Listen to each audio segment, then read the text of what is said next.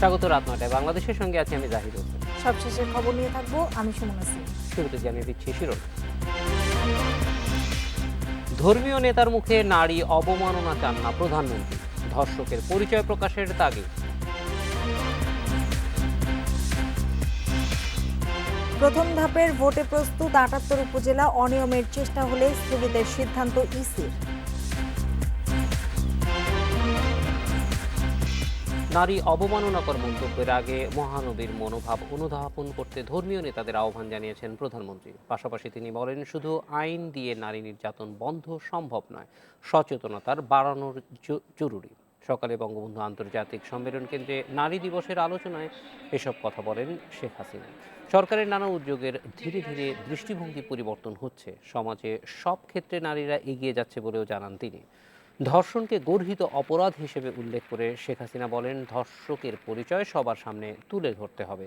অনুষ্ঠানে নানা প্রতিকূলতা পেরিয়ে সফল ৫ নারীর হাতে জয়িতা পদক তুলে দেন প্রধানমন্ত্রী। পিছিয়ে থাকা নারীরা আজ জাতীয় উন্নয়নের কাজী ইসলাম ধর্ম যিনি প্রথম গ্রহণ করেছিলেন তিনি একজন।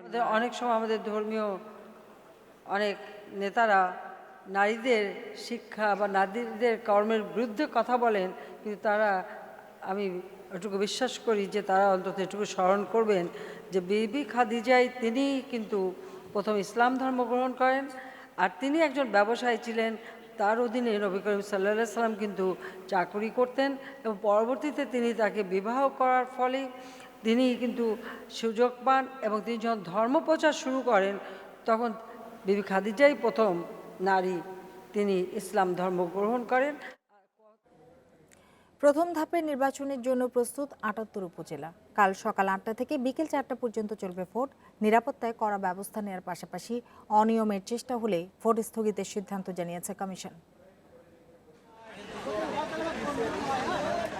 শনিবার সকাল থেকে উপজেলা নির্বাচন কার্যালয় থেকে বিতরণ হয় ব্যালট পেপার, বাক্স, সিলসহ বিভিন্ন নির্বাচনী সামগ্রী। আইন শৃঙ্খলা বাহিনীর সহযোগিতায় সরঞ্জামগুলো কেন্দ্রে নিয়ে যান প্রিজাইডিং কর্মকর্তারা। সুষ্ঠু নির্বাচন করার জন্য সকল পদক্ষেপ আমরা নিয়েছি। এক্ষেত্রে তাদেরকে এমনভাবে নির্দেশনা দেওয়া হয়েছে, যদি কোনো রকম অনিয়মের কোনো আমরা পাই, তাহলে আমরা সেখানে আমরা ভোট গ্রহণ বন্ধ করে দিতে বাধ্য হব।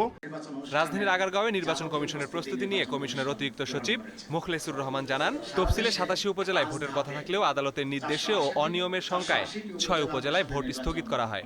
আর বিনা প্রতিদ্বন্দ্বিতায় ৩ উপজেলায় সব প্রার্থী নির্বাচিত হতে যাচ্ছে। এ কারণে ভোট গ্রহণ হচ্ছে ৭৮ উপজেলায়। অতিরিক্ত সচিব আরও জানান, ভোট তদারকির জন্য 13টি মনিটরিং সেল খোলা হয়েছে। অনিয়মের খবর পেলেই তাৎক্ষণিক ব্যবস্থা।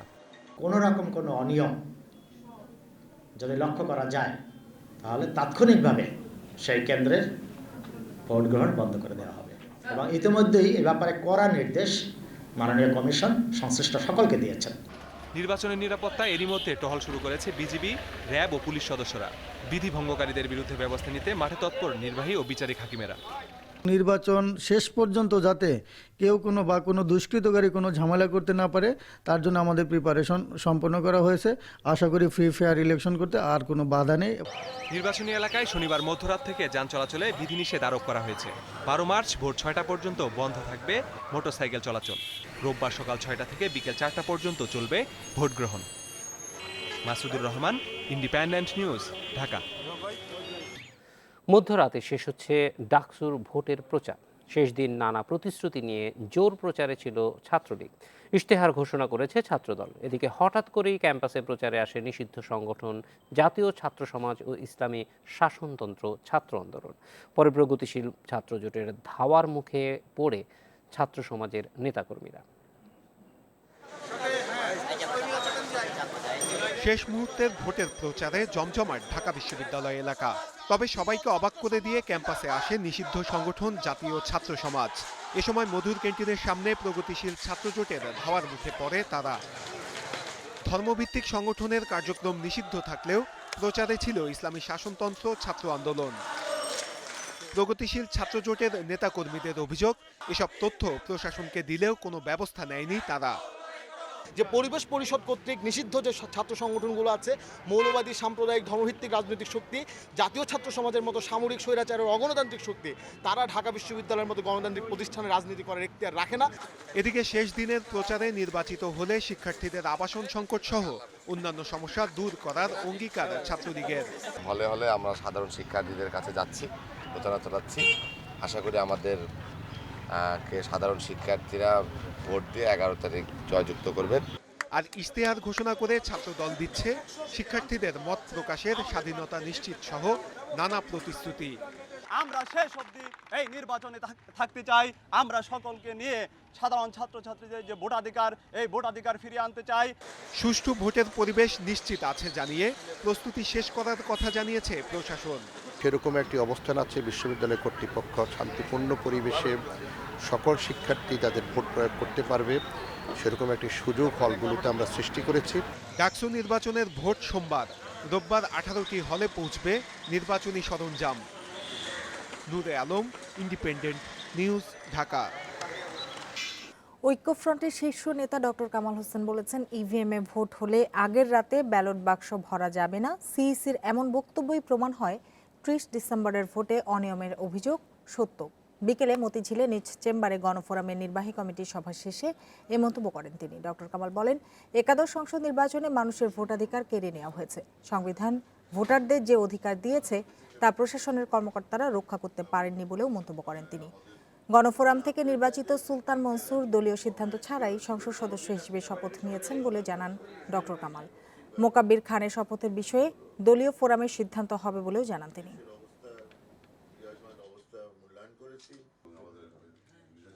এর অর্থ হলো যে আগের রাত্রে যে হয়েছে এটাতে উনি অবশ্যই কিছুটা স্বীকার করছেন, আর স্বীকার করে বলছেন আগের রাত্রে যেন না হয় সেই কারণে ইভিএম ভবিষ্যতে ব্যবহার করা হোক।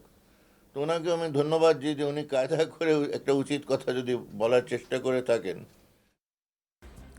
ঢাকা সদরঘাটে বুড়িগঙ্গায় নৌকাডুবিতে নিখোঁজ এক শিশু সহ আজ 4 জনের মরদেহ উদ্ধার করা হয়েছে। এ নিয়ে 5 জনের মরদেহ উদ্ধার করা হলো। এখনও নিখোঁজ রয়েছে দুর্ঘটনায় আহত শাহজালালের স্ত্রী শাহিদা।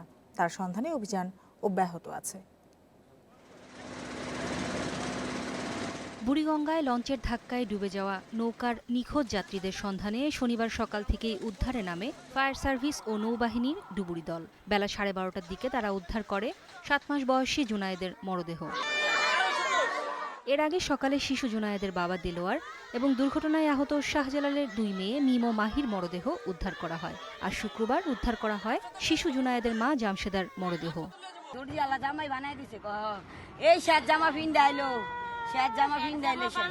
ওই ভোরেতে নামার আগেই নৌকালা নিয়ে চলে যায় যে আমরা 20 টাকা ভাড়া দিয়ে আমরা লঞ্চ উঠাই দিব। এই লঞ্চ উঠাই দিতে গেলেই যত দুর্ঘটনা এইভাবে সব দুর্ঘটনা এইভাবে হইতেছে। শুরু থেকেই উদ্ধার কাজকে কঠিন ও ঝুঁকিপূর্ণ বললেও ফায়ার সার্ভিস জানায় সবাইকে উদ্ধার না করা পর্যন্ত অব্যাহত রাখা হবে অভিযান।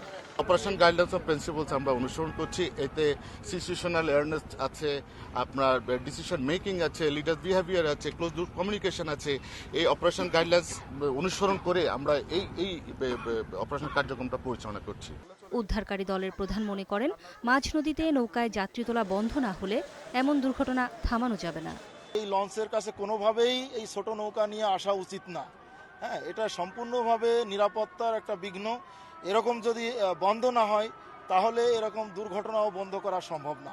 এরই মধ্যে উদ্ধার হওয়া মরদেহ পরিবারের কাছে হস্তান্তর করা হয়েছে। মরদেহগুলো শরীয়তপুরের সখীপুর গ্রামে নিয়ে যাওয়ার কথা জানিয়েছেন স্বজনরা। বৃহস্পতিবার রাত 10টার দিকে বুড়িগঙ্গার সদরঘাটের লঞ্চের ধাক্কায় নৌকা ডুবে একই পরিবারের 6 জন নিখোঁজ হন। বেঁচে যাওয়া একমাত্র যাত্রী শাহজালাল পঙ্গু হাসপাতালে ভর্তি। নূরে জান্নাত, ইন্ডিপেন্ডেন্ট নিউজ। এ ছিল রাত 9টায় বাংলাদেশে।